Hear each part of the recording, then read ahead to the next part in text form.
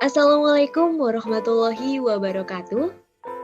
Pada kesempatan kali ini, saya akan menjelaskan media pembelajaran interaktif dengan menggunakan PowerPoint sebagai ujian tengah semester mata kuliah Teknik Informasi Komunikasi yang diampu oleh Bapak Ahmad Muhtadin, Sarjana Pendidikan Magister Pendidikan. Sebelumnya, perkenalkan, nama saya Siti Halimatus Sa'diyah dengan NIM 200504607 dari Program Studi Pendidikan Matematika Fakultas Keguruan dan Ilmu Pendidikan Universitas Mula Warman. Baik, adapun media pembelajaran interaktif yang saya buat ini menggunakan PowerPoint dan memanfaatkan fitur action. Untuk konsepnya sendiri, saya membuatnya seperti aplikasi. Jadi di dalamnya akan terdapat petunjuk, kemudian ada kompetensi dan indikator yang ingin dicapai dalam pembelajaran, lalu juga ada materi pembelajaran dan evaluasi pembelajaran dalam bentuk permainan. Nah, untuk lebih jelasnya, yuk simak video ini sampai habis.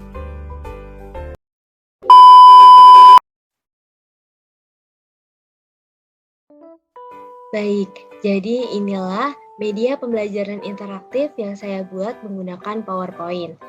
Nah, sebelum saya menjelaskan bagaimana cara membuat dan mengedit PowerPoint ini, kita akan review terlebih dahulu seperti apa tampilan dari PowerPoint untuk media pembelajaran interaktif ini.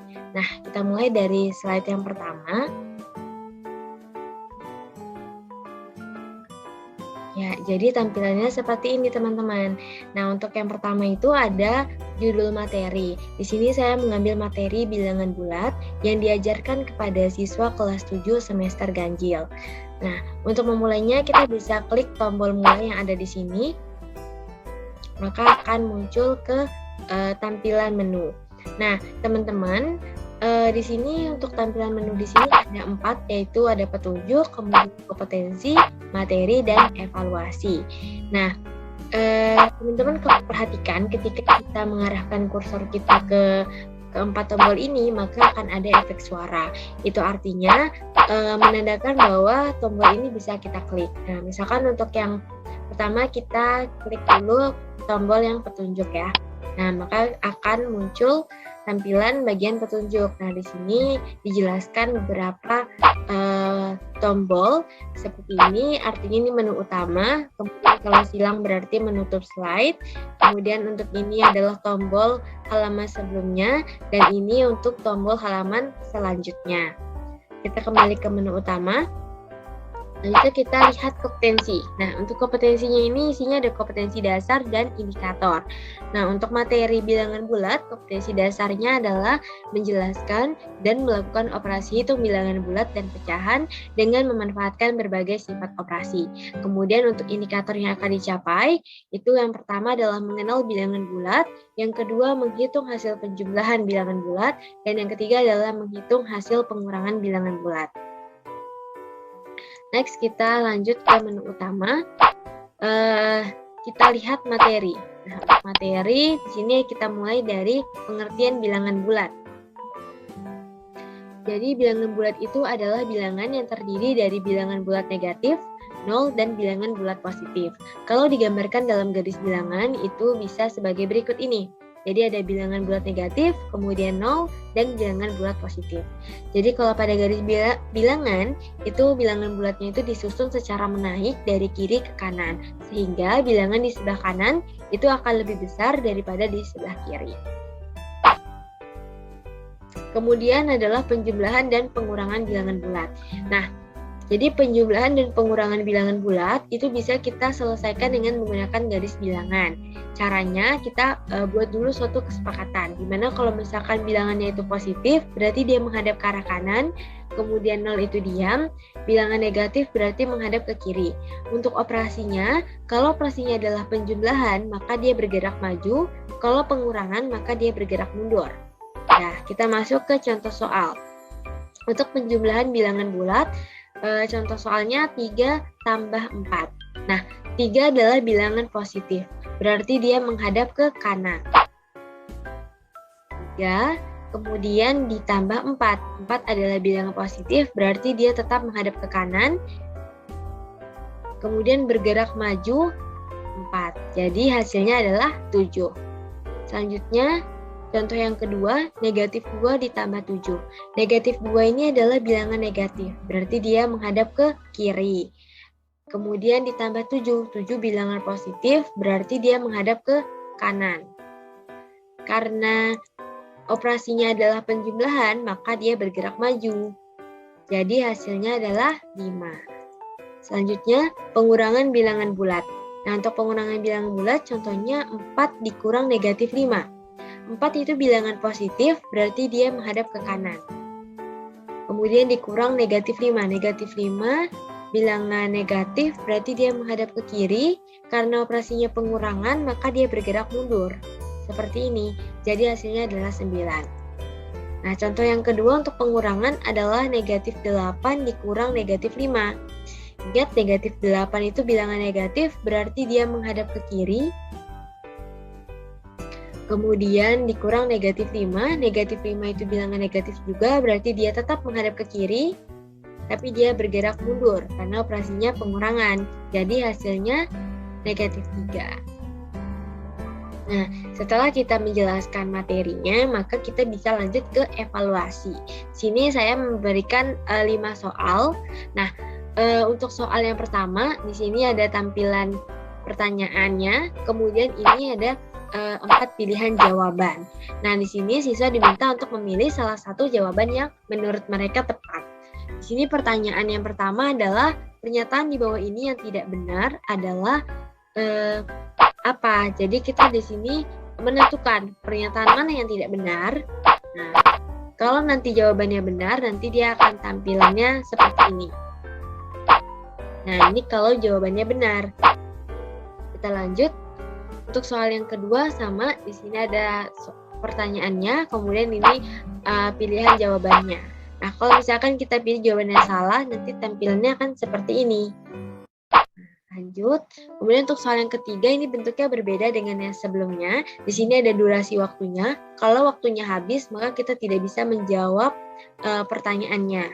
Nah, dia muncul nanti tampilannya seperti ini. Kalau sudah habis, nanti jadinya akhiri, maka kita tidak bisa lanjut ke soal berikutnya. Jadi untuk yang soal ini ada batas waktunya. Nah, misalkan kita mulai lagi.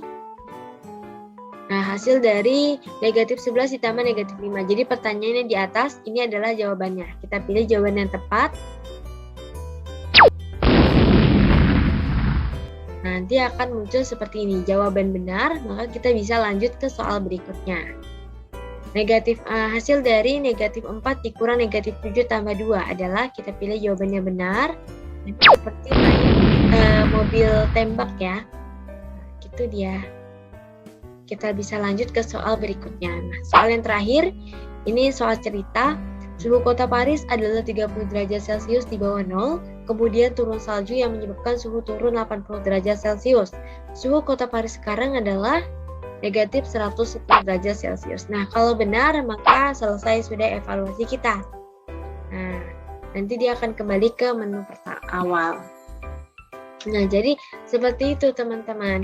Nah, selanjutnya saya akan menjelaskan bagaimana cara menggunakan fitur action pada PowerPoint ini.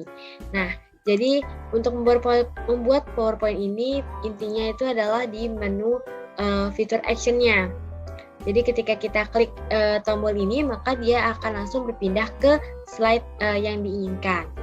Nah, di sini saya akan memperagakan bagaimana cara menggunakan fitur action. Jadi kita buat dulu shape-nya. Misalkan kita buat tombol untuk tulisannya halaman 1.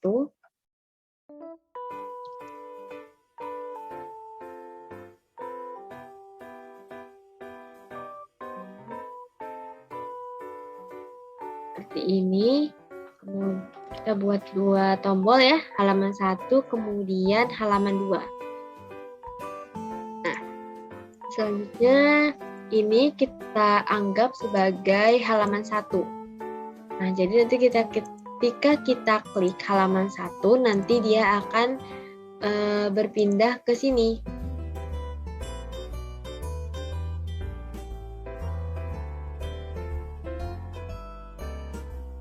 Kita besar dulu.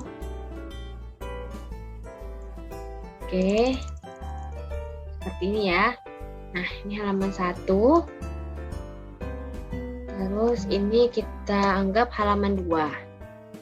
Nah, jadi ketika kita klik halaman 1, maka dia nanti akan muncul ke halaman 1 sini. Kemudian ketika kita klik halaman 2, maka dia akan langsung berpindah ke halaman 2. Caranya, kita pilih dulu shape-nya, kemudian kita pilih insert, lalu di sini ada fitur action. Kita klik, nanti dia akan muncul tampilan seperti ini. Nah, di sini ada 2 pilihan, yaitu ada mouse click dan mouse over. Apa bedanya? Jadi kalau mouse click ini, kalau misalnya kita gunakan mouse click ini, maka fitur actionnya itu bisa kita bisa kita gunakan. Dia berfungsi apabila tombol shape-nya yang telah kita berikan fitur action itu kita klik. Nah, sedangkan mouse over itu tidak perlu kita klik. Jadi kita cukup menggerakkan kursornya ke arah tombol, misalnya seperti ini, nanti dia akan langsung otomatis berpindah ke slide yang diinginkan. Seperti itu. Nah, misalkan untuk halaman 1 kita pilih yang mouse click ya. Kita pilih yang hyperlink tuh. Halaman 1 di sini dia berada di slide 4. Berarti kita pilih slide, kemudian kita pilih slide 4. Oke, kita aktifkan play sound-nya, kita pilih volume-nya biar menarik. Selanjutnya untuk yang halaman 2 sama, kita klik dulu shape halaman 2, pilih mouse over, hyperlink to next slide ke slide 5 ya. Di sini halaman 2 ini ada di slide 5. Oke. Aktifkan play sound-nya. Nah, oke, ini udah kita berikan fitur action. Sekarang jangan lupa untuk ke transition. Jadi teman-teman kalau misalkan menggunakan fitur action, on mouse click-nya harus kita hilangkan. Kenapa? Karena ketika kita menggunakan on mouse click-nya itu masih aktif nih, maka nanti ketika kita klik dimanapun selain di tombol itu nanti dia jadinya ke next slide selanjutnya. Jadi harus kita nonaktifkan on mouse click-nya supaya ketika kita klik selain tombol itu dia tidak berpindah slide-nya seperti ini. Nah, sekarang kita tes ya. Nah, misalkan halaman 1 ini kita klik, nanti dia akan langsung ke halaman 1 seperti itu. Sekarang kita coba ke halaman 2. Halaman 2 tadi kita pakai mouse over. Jadi kita tidak perlu klik. Nah, cukup kita gerakkan kursor kita seperti ini. Dia akan langsung berpindah ke halaman 2. Seperti itu.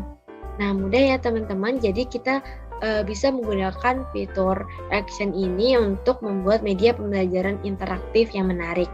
Nah, supaya lebih menarik lagi, maka kita tinggal explore, kita tambahkan gambar dan kita buat tema di PowerPoint-nya itu supaya bisa menarik perhatian siswa. Nah, kalau di sini saya menggunakan tema perkotaan. Kemudian saya menambahkan beberapa gambar dan gambarnya ini bisa kita gerakkan teman-teman. Jadi kita manfaatkan fitur animation, misalkan di sini. Nah, ini menggunakan fitur animasi. Untuk animasinya teman-teman bisa lihat di animation pen. Ini adalah jenis-jenis animasi yang saya gunakan di setiap slide PowerPoint-nya. Seperti ini. Nah, inilah yang membuat gambar-gambarnya itu bisa bergerak. Jadi terlihat sangat menarik. Nah, untuk games juga begitu, kita gunakan animasi. Ya, mungkin cukup sekian penjelasan dari saya terkait media pembelajaran interaktif yang telah saya buat. Semoga bisa bermanfaat. Kurang lebihnya saya mohon maaf. Wassalamualaikum warahmatullahi wabarakatuh.